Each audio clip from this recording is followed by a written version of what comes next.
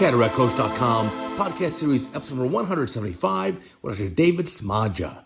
How AI, nanotech, and startups are transforming ophthalmology, and here's how you can get started too. Welcome back to our Cataract Coach podcast. And today I've got a very special guest who's going to teach us a whole lot. And that is Professor David Smadja. Welcome to our podcast, my friend. Hey, Uday. Very happy to be part of this podcast. For me, it's a big milestone in my career now. Oh, you're very sweet. I've learned a lot from you over the years, a lot. You're super innovative. You think very differently.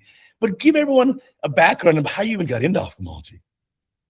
So actually, it's funny because my brother probably got me here in ophthalmology because of his refraction. Okay. He's the only one in the family with glasses, and he has a very high hyperopia. Oh, interesting. So yeah, like he's about +9 and -3, diopters, and of astigmatism. And so when I was thinking about what to do, I always love physics and optics. And I always kept into my mind to find something in medicine to help my brother. So naturally, I went to ophthalmology. Wow, yeah, obviously to refractive surgery. Yeah, exactly. And I still didn't find, a way except, refractive lens exchange for him, which is a great solution. But part of my journey, in innovation was to try to find something else for him. But now he's getting too close to refractive lens exchange. He's already, 45 years old, so he's going to get there before I find something for him. Right. No, I think I agree with you. I think for a high hypro, in the USA, we're a little bit more limited because fewer things are FDA approved. But I think, the best solution is probably contact lenses until you're of presbyopic age and then refractive lens exchange. Exactly. He is, equipped with contact lens for the past 30 years.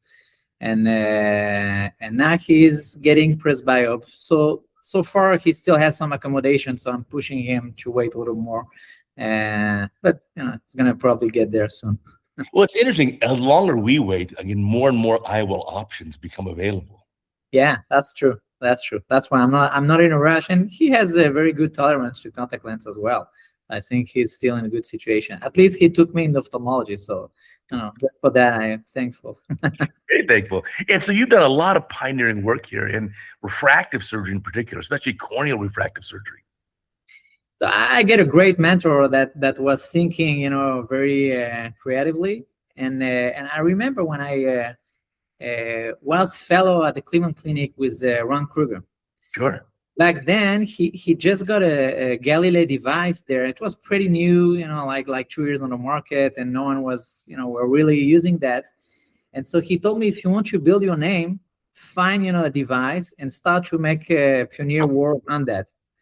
And I found that, very good advice. And we started, to publish, a lot of article on that specific device.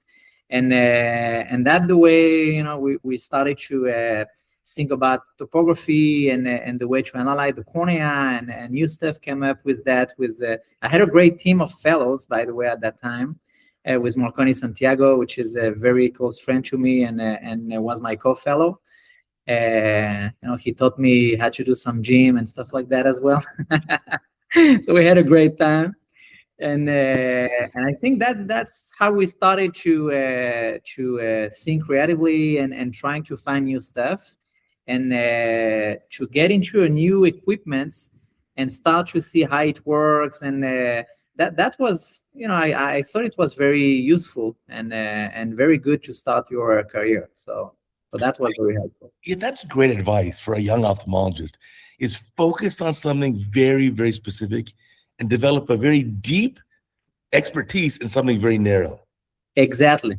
This is something that we do with my former fellow, where we find something where we kind of felt ourselves a little bit frustrated. He was my fellow in refractive surgery, and by chance, he was also a computer scientist.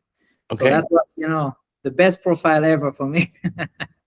So, and we were frustrated with the issue of the epithelium and the impact of the epithelium on the refraction of our patient where they were coming for retreatment. And so by discussing with him, I started to tell him, you know what, you are a computer scientist. Let's develop something, to model that epithelium and get the refraction of the epithelium for any type of, device. So you just get the JPEG of any type of or PDF or any type of OCT people have out there, and try to modelize that in a 3D and then get the refraction from that. And I told him, if you can do that, you will be able to create a tool for the whole refractive surgery community and build your name on that. And that's what he did over the past 2 years. He developed, in parallel to his clinical activity, he developed that tool, and then we set this software company, and we are doing a lot of great stuff now. And we do not intend, to do everything, but just to create a tool for people, to make the rest of pioneer work on that. But at least we have a tool now to start to assess different things with the epithelium. So that's very cool. So when we're looking at cornea now, so if you advice you'd give for a young surgeon who's, let's say, interested in corneal refractive surgery, what should we look for in the cornea? It's everything now. You look at the epithelium. You're obviously looking at the anterior cornea. We already know so much is important with the posterior cornea. How do we figure all this out? So, my way of seeing this very little window, it's optically wise. I try, and that's how I fell into that, epithelium, because sometimes you remove this and optically everything's changed. So that's how we started to focus on that. But the way I'm usually seeing a patient most of the time, this is because of my background also, it's in terms of optics. Optics is something that we all need to understand a patient. Patient is coming with a complaint, which is a clinical complaint, but you can translate that into optics, Sure. And many times you find something you can fix or try to solve and get better. And sometimes you can, the optics looks good and the things become really purely medical. The retina is not does not function the way it is. But even cataract is an optical problem. It's transparency. Sure. So usually the way I teach that is to think in terms of optics and of geometry. So it makes things for a little simpler for my fellows and my team to relate to a cornea when they see scars, when they see some complaint of the patient, and trying to connect what the patient is complaining about and the shape and how it will bend the light after that, and why the patient is complaining so much. That is very helpful, and it makes this organ fantastically interesting. Well, for sure. So what is the best ways in 2026 for us to identify very early stages of forme fruste keratoconus? So that's I think it's we are living in a very exciting time in terms of detection of early disease, and it's obviously much easier for me to speak, after all my peers working hard on many directions than it was for someone 20 years ago. So I'm kind of lucky here, but I think that the topography is well understood, that it is, the tip of the iceberg. It's like when everything is already out. And biomechanics was very exciting back to 10, 15 years ago, but it's still something that we could not find any reliable way of measuring the biomechanics. And I think we should probably jump and go to the steps before biomechanics, and probably dive into the world of biomarker, because I think it's a wonderful world, and we have people like Roy Chetty and Pooja Kamar that are doing amazing stuff on that specific topic about biomarker. But I think that's probably the signature of many things we are looking in medicine, and trying to understand what will create this weakness in the cornea. And in parallel to that, I think we need today to connect AI to everything we are doing. This is what people are doing to create new drugs today. We can do everything in a much simpler way. So even when we were trying to think about a molecule, today AI can, catalyze everything, 10 years of work into a 1 year of single analysis. So I think connecting AI with the world of biomarkers and some molecule that can help to profile our patients will probably be the best way to go in the next decade. Well, it makes a lot of sense because the old way of thinking was so late in the game. We would think, okay, let me wait until I see a problem on topography. But as you're saying, then even before that, you'd have issues with biomechanics. But even before biomechanics, you'd find biomarkers. Exactly. So let's get back to the biomarkers, which obviously, if you have bad biomarkers, now down the road, you'll get biomechanical problems. And then years later, now you get topography changes. So let's not wait to the end. I think biomechanics for sure will find something. But I think it's kind of the step that is coming after biomarker. So we should probably focus our effort on biomarker, which is what many people are doing now. And by the way, the other things, because I'm giving a lecture next week on the detection of keratoconus using epithelium, and it's interesting to see the shift. We're discussing that between those hard cutoff that you can have sometime, and we learn the cutoff. You sit in front of corneal topography and you have that 47.2 diopters being suspicious, that we all learn. And so we were educated with cutoff, and it's the same for everything. Fever is a cutoff. When do you have fever and when you do not have fever? So we kind of live with values, and the world is actually much more predictable with pattern than with values. So that's something I'm trying to teach always to my fellows. Do not stick to values. And many times they are coming with topography. Look at that. It's 48.5. We shouldn't touch this patient. And it doesn't mean anything. Numbers, it's number. It's part of a research, a sample. And pattern is something else. And when I was looking at pattern in other fields, like astronautics, for instance, I fell into that disaster of the Space Shuttle Challenger, in '86.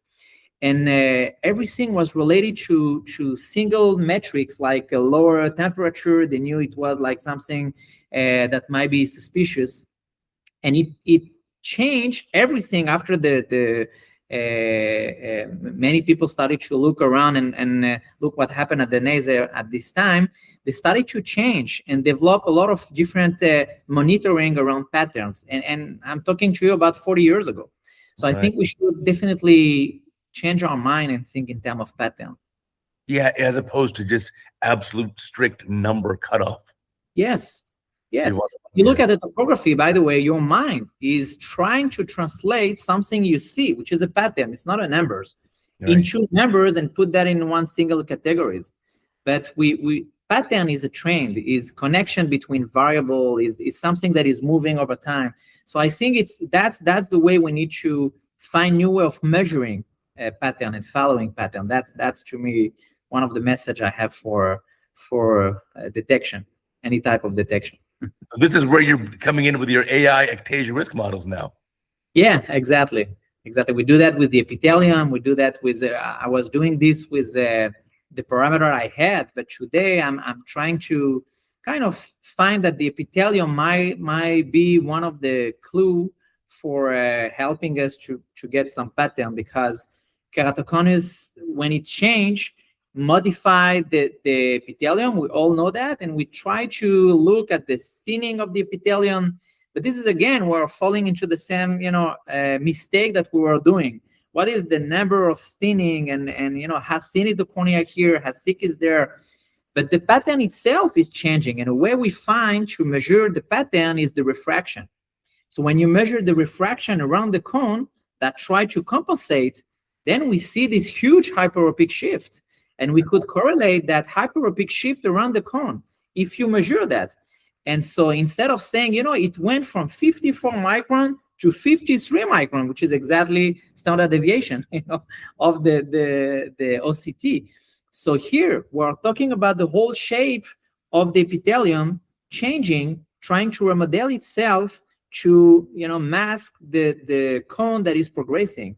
And so we have something fantastic here that we can appreciate differently. And the way we are measuring the refraction, we can see a very nice trend toward a more hyperopic epithelium as long as the disease is progressing. So that's, I think, it's something that might probably improve some sensitivity a little bit there. That makes a lot of sense. So this is your EpiMaster software. Tell us about that. Absolutely. Exactly. That's the whole thing. It's the idea is to become a master of the epithelium and trying to answer a lot of different questions. As many things in innovation, it started with a very frustrated, case. I had a patient, obviously a physician, that's always, the patient that it got complicated. And it's a gynecologist that came to me for enhancements. Very easy. Guy came for a -2. I treat him -2, and the patient ended up to be +1 and 75. Like, what happened? Yes. We've all seen this. It's so frustrating. And so I was very frustrated. Obviously, I was doing a lot of surgery to physician in my hospital. So it's also like very uncomfortable to have someone, and that's horrible. Someone it's nearly 40 years old, and you take him to a +1 and 75 diopters of refraction. That's the worst. So I started to think about what happened, and looking back at his epithelium, which is something I was not doing a lot 8 years ago. You find yourself with like a big bump, red bump of epithelium, which is a very hyperplasic epithelium. And when I try to slice this in 3D, in my mind, you finally find yourself with, like an epithelium that looks like a plus lens, very convex lens with about 20 micron of, it's a very nice heart. Very thick then in the center then, and then coming out to the... Yeah. So we have a gradient of about 20 micron in the center. And when I apply just like this, like a Mueller-line formula on that for 6 millimeters, it was like about -2 diopter of myopia. And I say, what? So that's why I started to think about this more and more. And then I tried to, the journey was a little long, but then when I had my fellows, I was trying to make some nomograms from that and trying different things, like to remove the epithelium, refract back my patient, a lot of different things. And then when I had my fellow that was also a computer scientist, I told him, we need to find a way to measure that because I'm getting crazy with this. Those patients are having a very poor outcome. And since then, we are building a nomogram for retreatment. We are creating some simulator inside the software. So tomorrow, when you do PTK or when you do, irregular cornea with a very funny epithelium, you can subtract and get a vectorial, a subtraction from what you have, the refraction of your epithelium and the refraction of your patient. So it can get things, more predictable. And that's exactly where we want to go. Obviously, a lot of works need to be done now, and that's probably big data will help. Because one of the main question is always what will happen to the epithelium next, the way it will grow back.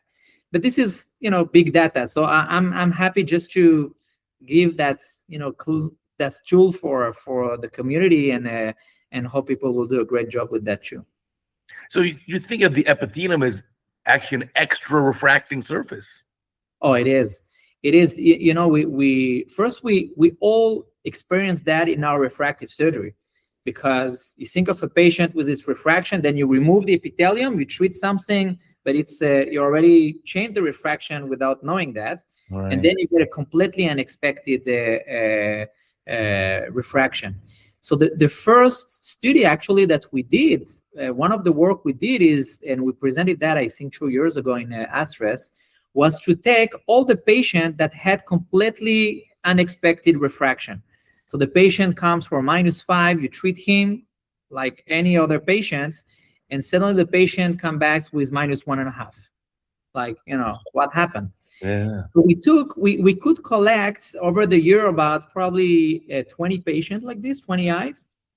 And when we ran our software to see what was the epithelial refraction, at the time we were seeing that surprise. So patient is coming with that -1.5. I was looking at the epithelium. The epithelium was like -135. And for all the patient, it was about 90% of the refraction that was not expected was the refraction of the epithelium. So we started to say, what's that? We have something here. 90% of what was not supposed to happen is the epithelium. So we started to analyze that a little more. And then you see that very nicely in cataract. When you do cataracts, what are the patients with the lowest predictability? Keratoconus patient. Yeah, irregular corneas. Yeah. Exactly. All irregular cornea. And when you look at them, the thing that they have in common, it's a completely different epithelium. There was a very nice paper coming up, I think, less than a year ago from Gatinel, which is one of the master of optics. By the way, I learned so much from him, from this guy too. And so he described the model that is called the three-surface model. We're seeing the cornea as one single surface, and then the posterior surface, and we started to improve our biometry and IOL calculation prediction error. And then you start to think about the epithelium as a refractive surface for irregular cornea, because it makes sense. The refraction of that epithelium is completely different than in any normal or virgin cornea. And for those patients, you see that surface really act as a real refractive surface. So it's a three-surface model. And this is something that is actually very hot to me. If you ask me what will happen in about 2 years or 3, I think that third surface model will probably be part of our calculation. Yeah, we've all seen it. I mean, I've had my own patients, when you gave your example, where they have a little bit of irregular cornea. I had a patient with radial keratotomy, had IOL surgery, ended up -1 and was not happy and wanted to be plano. Well, I made the mistake of just doing, okay, I'll just do a little bit -1 PRK. So easy. And then the problem is that you said, now they end up +1.5. Like, that's the that's the worst. Exactly. Yeah. So we built a nomogram for that. That was. But it's very interesting, because that's the history of innovation. Yeah. When you think about that, this is exactly the case to tell you that we need to do something. And so we all experience that, but we don't speak with each other about usually failures. This is something you want to keep for yourself. And so there is this joke, this Jewish joke that I love. It's like someone that is religious, that is praying, and because he's saying that he's praying, he is like in the middle of the water, and the water is of the sea, and the sea is going up. And the guy is saying, no, it's fine. I'm praying. Nothing will happen to me. And there is a boat coming. And the boat is saying, come fast. The water is coming up. No, it's okay. No worries. I'm with God and I'm praying. It's fine. And then a second boat is coming. The water is here. And the guy said, no worry. I'm okay. I don't need to come. I'm praying. Nothing will happen to me. And the guy drowned. And then he went to the sky and see God and say, but God, I don't understand. I was praying all the time and you kill me? He said, man, are you crazy? I sent you 2 boats and you didn't take anything. So it's like, we have sometimes some message from our patients trying to find a solution. We can pass, and it happened to us again and again and again. Or we can say, wait. Now we need to do something, because it happened to me. It obviously happened to other people. So we need to, do something now and find a solution and solve this. So it's a very exciting stuff, but it's a way of, things in life. And I think innovation is very nice, and it's a very exciting ecosystem to experience. I love it. Especially now when we can share the data. Yeah. When we get to the era of big data, can replace the old dogma we had in the past, because now you can pool such amazing amounts of data together. Yeah, it's that we have a lot of residents. I remember myself. I think I published my first paper when I was, a fellow. I was trying to publish my first paper, and then I started my research fellowship. And today I see the residents. There is this library of data that people can share, and they make a lot of. They are running AI on those data from around the world, and they make like dozens of article on that. So it's another generation, but it's great. Big data can break some myths, and I think it's also very good. Yeah, I think so too. I think especially as we're getting in the incorporating of AI into these projects. We had a project, the group I'm working with, of using AI in lens calculations, and that's really become like a game changer. Certainly, the next generation of these formulas, whether it's corneal refractive or whether it's IOL-based surgery, they're all going to incorporate this to a very large degree. Oh yeah, I'm sure. I'm convinced. I think today you are writing email with AI, you are reading your email with AI. So there is no reason why we won't calculate IOL with AI. We just need robust data. That's the only thing. Data is key. But I think tomorrow the AI could definitely find a better way to homogenize data and find the source of data in a better way. Now let's talk a little bit about innovation and kind of entrepreneurship, because you have a lot of innovations and you have a very strong entrepreneur spirit. How do you get this, and then how do you teach this to your fellows? So first is I grew up in France, and then I moved to Israel about 10 years ago. And like in Israel, having a startup, it's like, having a dog. It's like everyone has a startup. It's like part of the normal life here. So I remember my first week in Israel, I was having a coffee, and I was here with my phone, and I was looking for a place to charge my phone. And I asked a guy on the coffee right next to me, and I told him, do you have a charger? And the guy said, no, I don't have. Okay. And after 5 minutes, the guy looked at me and said, imagine if we had a table where you put your phone and you have the energy of the sun that will, charge your phone. And I was thinking, that's crazy. People are always thinking here about, something that will solve some problem with the company. So there is a culture here of taking an idea and go to a product. And so you see so many people doing this, and you say, oh, that looks simple. So let's start.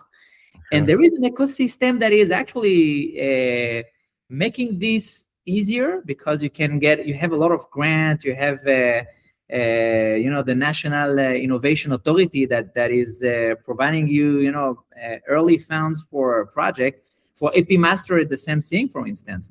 So we can get some money for just with your idea.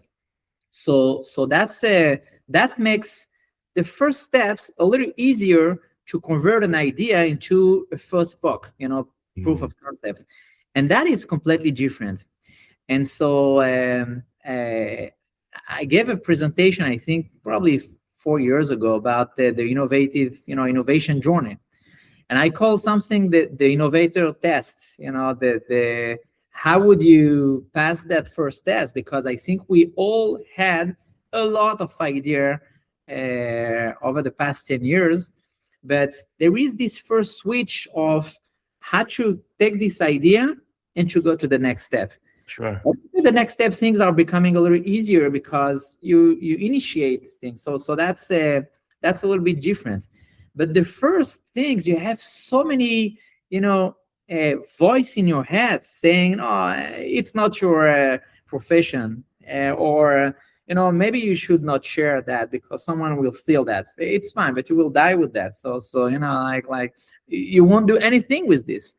So the odds of someone stealing your idea versus someone giving you a good contact is toward that people that will be very helpful for you. Sure. So I usually, when I have an idea, I speak about that all the time. It makes crazy my lawyers and IP, attorneys and stuff. But there is way to do that. Obviously, you don't just say, "Oh, I think this is going to be the next big things," but you should talk about an idea, share that, because we all are very busy. One time, I was talking to the head of Microsoft incubator here about an idea of software that I have. And at the same time, I was talking to him about that. I was thinking, because the guy is, running an incubator for Microsoft. So who is better than him? But at the same time, I was thinking, I'm crazy. I'm talking to the guy that in just like this can steal your idea and make, a lot of money out of it. And I told him, why you won't steal my idea? Like I'm talking to you and I have no, NDA in place, nothing. I'm just talking to you like a friend. Why you won't take that if you like it, and then you put like to engineer, and then tomorrow the soft is ready? And the guy said, do you really think I have someone in my whole incubator here that is getting money at 8 o'clock in the morning when he comes to work for doing nothing? Everyone has, like a task and have a lot of work to do. So it doesn't work this way.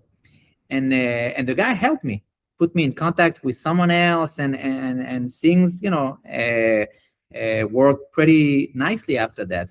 So I think the first thing is probably really to don't be afraid about sharing your idea, because you will find a lot of people helpful there, and you will find people that don't like your idea, try to challenge that, and it's also very good because that helps you to refine your idea.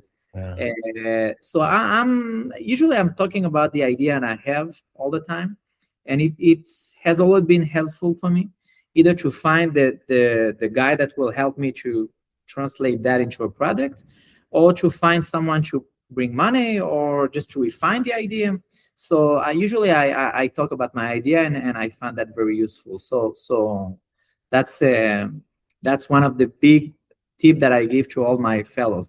Don't be afraid that because you are either fellows or residents, your idea looks stupid. Usually that's the best idea. Right. You're a little naive, so Right. Well, with the younger doctors, the residents or fellows, they're not as bound by the old dogma way of thinking. So they sometimes think very differently. That being a little bit naive is actually very helpful. Oh, yes. One of the question I'm asking to when I give some optics course on medical students, and I always explain to them what is presbyopia. And I told them, look, guys, there are not a lot of things that affect, like half of the world population. And if you solve that, you can be very rich. And no one still solved that thing.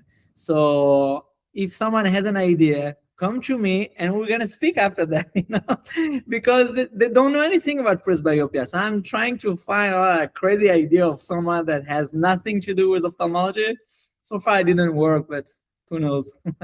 Well, also important to realize that of all these ideas you have, only a small percent end up working out into something viable. Oh, yeah. It's worth trying them. And I think it makes your career so much more exciting. And I think we all have those colleagues that are great surgeon, great clinician, but they are, like blinking twice and 30 years passed, like they are still, seeing the patient doing surgery, and I think combining that, and they probably along the way they probably had tons of idea that could have been a real game changer in the field. So I think it's not only change the game, it also change your own life, career, make it a little more spicy and very nice. And this is another ecosystem that is worth knowing and seeing those people that are around and inventing the medicine of tomorrow. So that's to me, it's something that is very worth getting into it. No, absolutely. I think it's great ideas. Now tell me about your nano drops. When I first heard of this, I thought, what a genius idea. And explain to the ophthalmologists who are listening who don't know, what is nano drops? So nano drops started with a very simple idea of putting drops to correct the vision. So I was working one day and I had some headaches, and I kind of understood that I probably had a little hyperopia. Okay. And I didn't want to have those glasses with just, +0.5 or +1. So I was thinking maybe just having drops to refresh my eyes and see better focus would be good.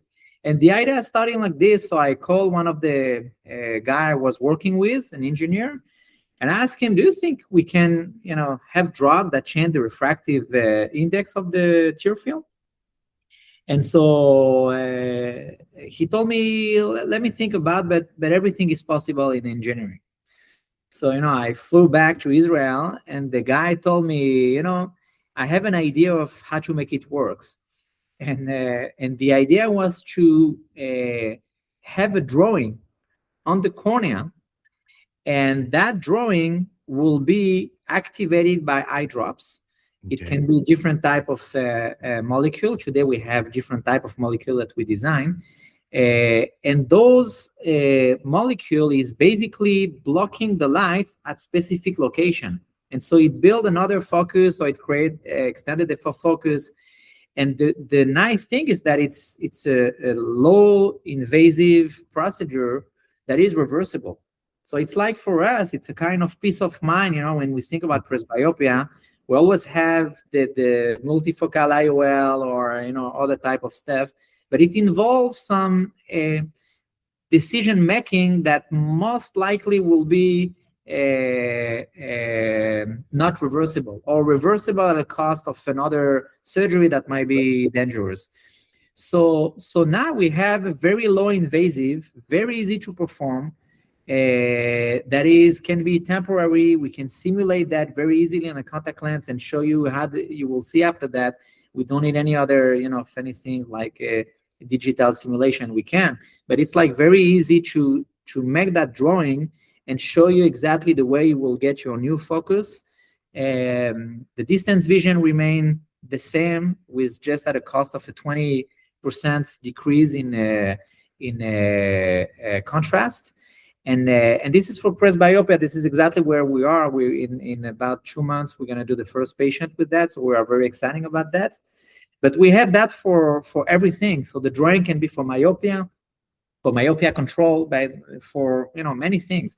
So it's a new way of correcting refractive error. Basically, we know glasses, we know contact lens, we know laser surgery that reshape the cornea, and here it's another concept.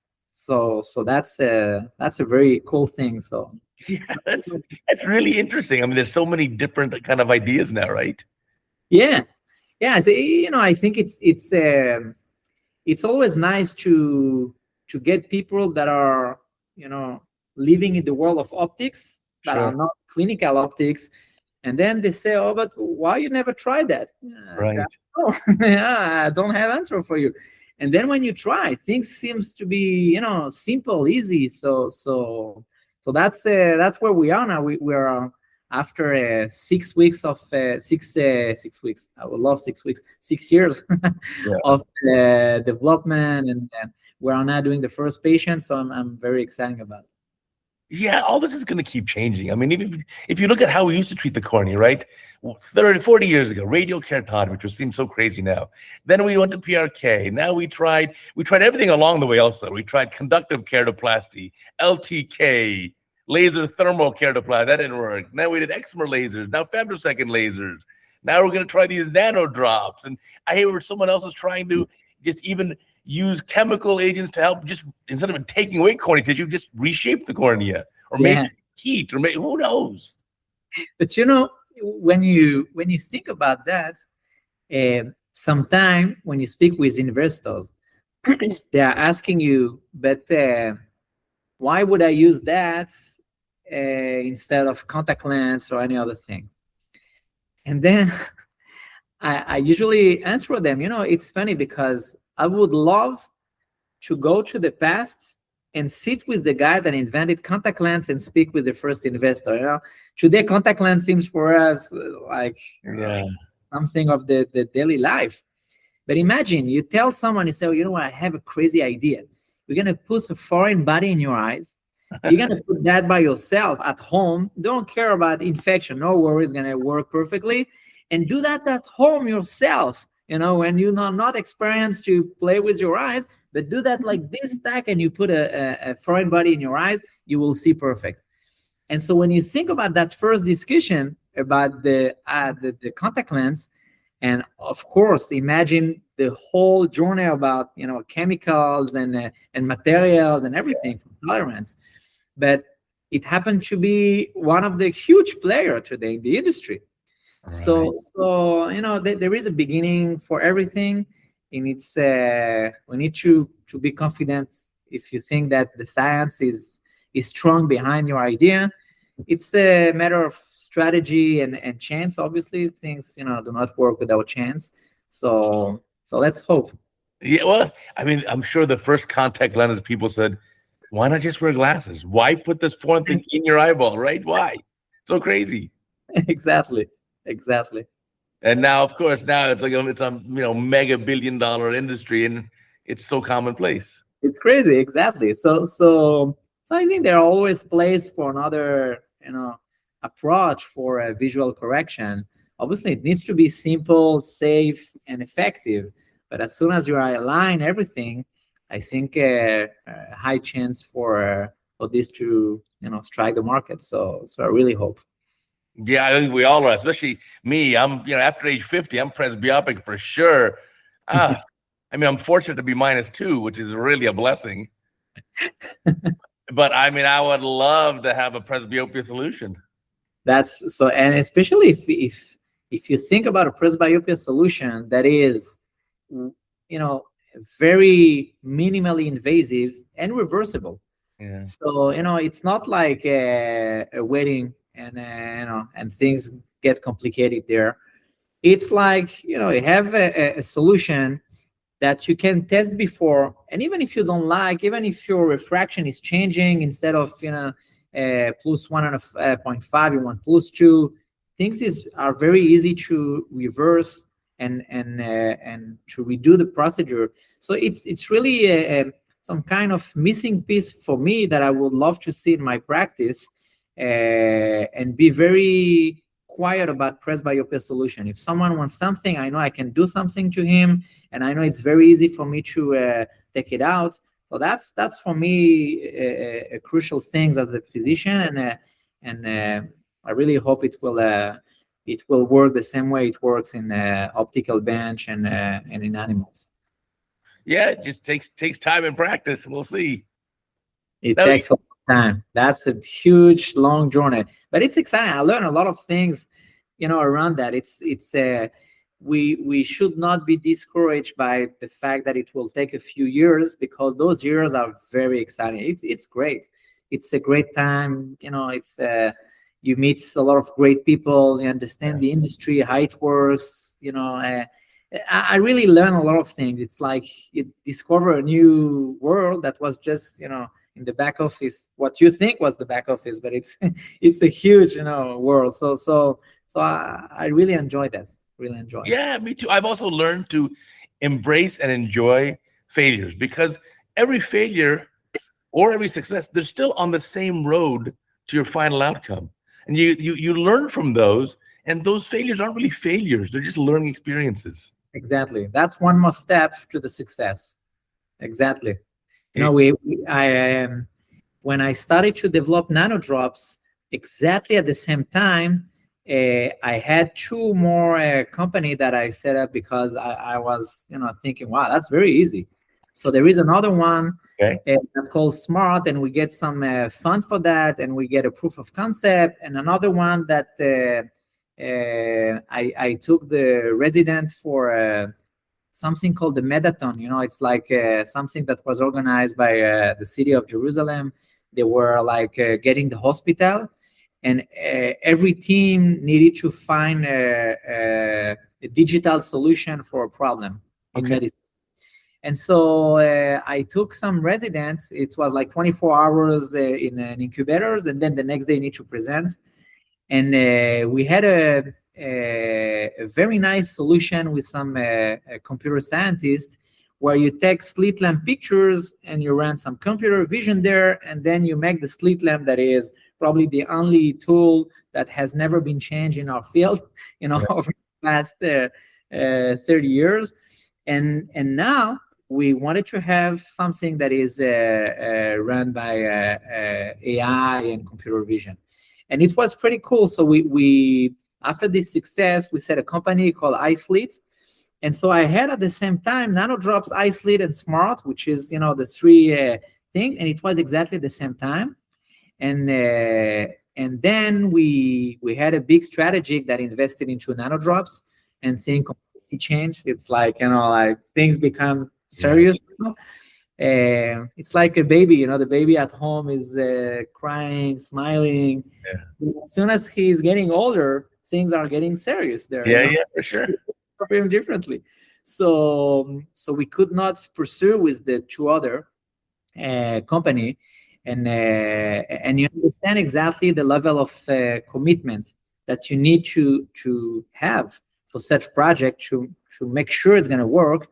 So that was also two failures in parallel. The IP still exists, but you understand that you cannot do everything with the same level of commitment, and it won't work if you don't have that. So yeah, you've got to really focus your energies. If you spread it too thin, it's very difficult. Exactly. You've also done some work with optical simulations for predicting visual quality, like figuring out what IOL fits each patient best. Yeah, it's the same world of thing that I like, optics and simulation. And by the way, we're gonna have the refractive challenge in Taiwan. We're gonna meet in Taiwan in 2 weeks. It's gonna be very fun too.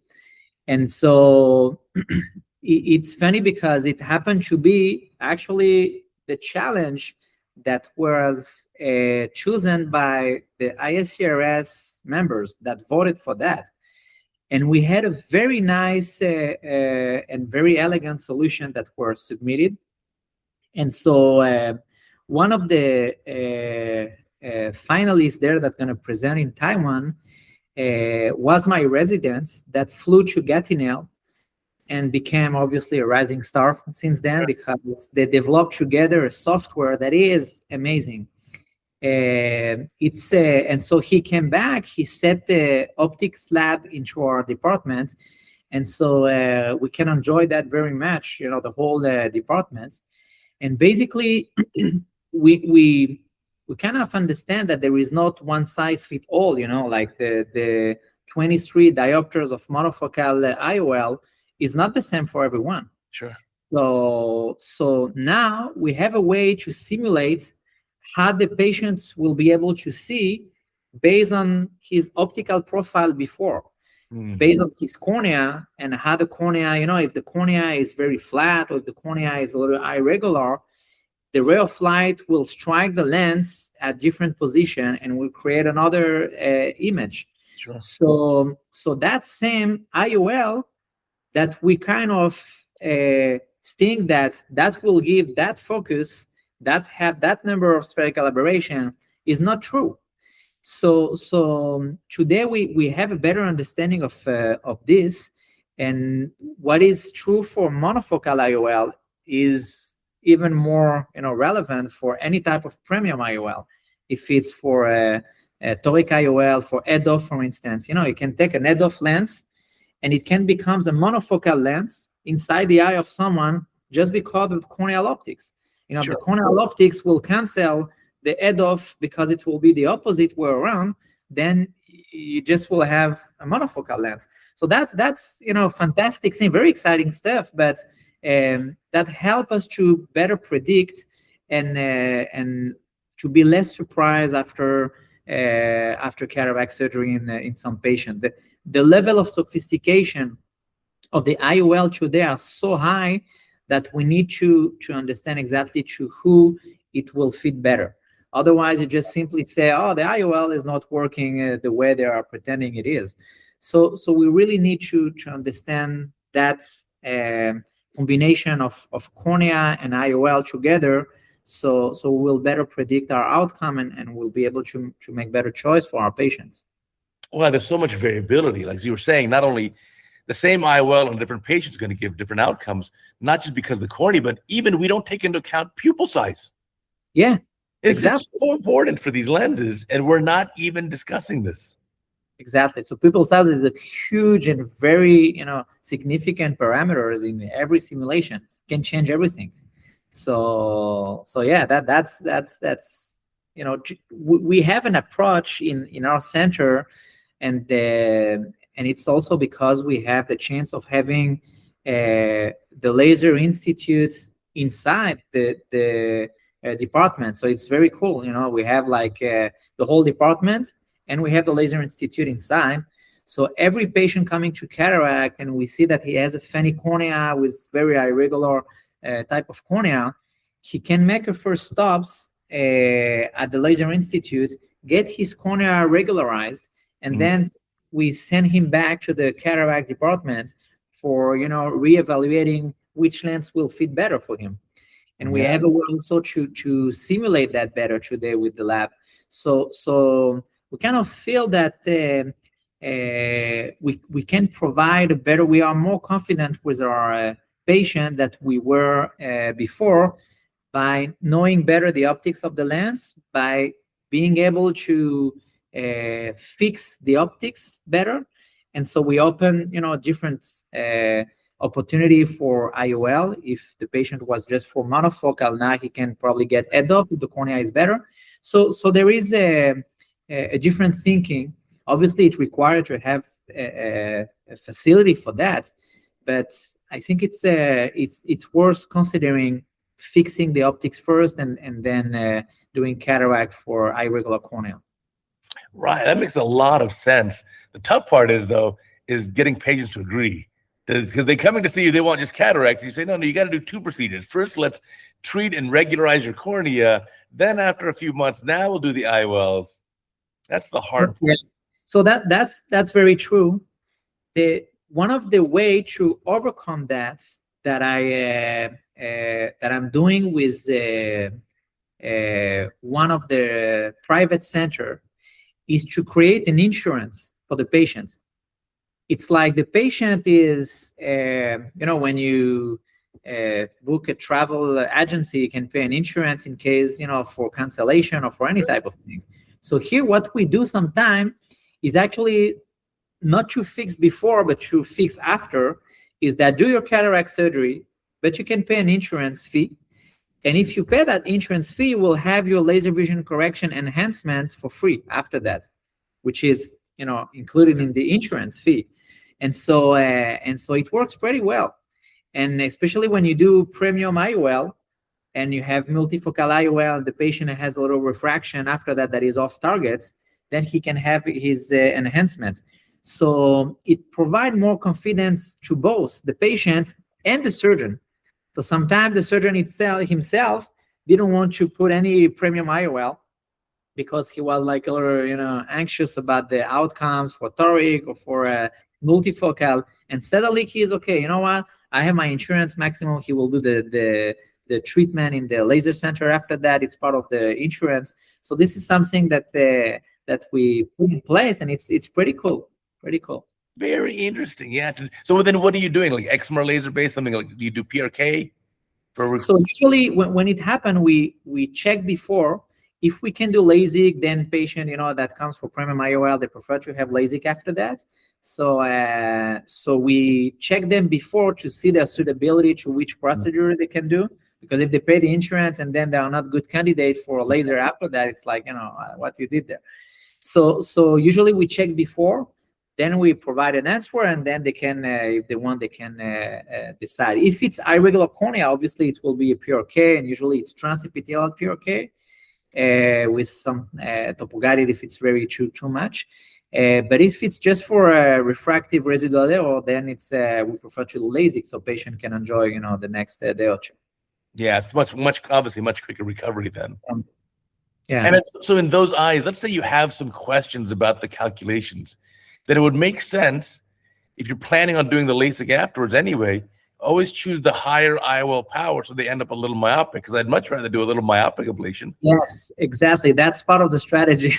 I'm always telling them, if you guys are not sure about which IOL to take, please don't get into hyperopic, because for me that will be so easier to treat, for myopic. So that's a great comment. This is exactly what we do.